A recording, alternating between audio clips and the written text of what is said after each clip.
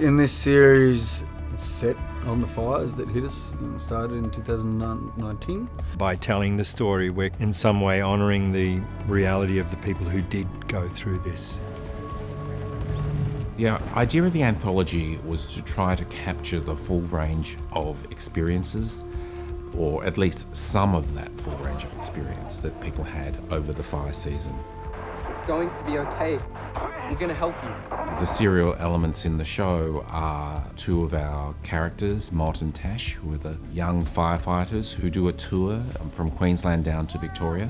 We kind of wanted to depict them as heroes, but also very human. I see this as a very rounded ensemble that we all have a responsibility to tell authentically. And the other serial element is the fire itself, which developed and grew as it progressed over that summer. We talked about, what it might be like, for instance, for young fireys to experience their first burnover, which is what happens in episode 1. We also wanted to talk about the losses people experienced, particularly the loss of homes. Duncan and his wife Kath are dairy farmers in northern New South Wales who lose their property. Then we have to try to find a way to come back together again. In episode 3, we wanted to show the experience of staying and the experience of going, and how in the face of this imminent monster coming towards you, both of those experiences are pretty scary. I still think even until people actually saw it, there's a chasm between the idea of fire and the reality of the ferocity of those fires. In episode 4, we wanted to look at what happened when you made the decision to go.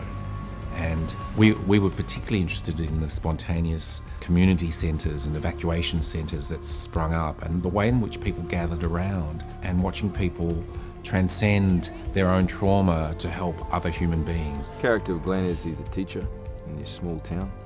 And he's trying to give them maybe a little reprieve of what's happening all around them, and to their livelihoods and to their houses and their homes. Episode 5, we wanted to tell a story about how civilians deal with fire. Call 000. You tell them that we're in the house, we're sheltering in the laundry, and we are surrounded by fire. We wanted to show what it was like to actually try to fight in what seemed to be an impossible situation. And we meet her with her girlfriend, Naura, who lives with Ruth, and we meet them in the throes of a pretty horrendous breakup. And so it's around the same time that they're having a fallout while their world is going up in flames. And then as the summation of the series, it was really important for us to look at that mass evacuation that was happening down the Victorian coastline over New Year's. Doug he's a bit of a troubled man, and he runs into a young girl. She gets Doug to sort of look inside himself and open his heart again. It was actually one of the recurring themes of the whole series, how communities are so important to help us actually survive as individuals. I think it's a message that is important now, as in this particular pandemic situation, as it was during that particular summer.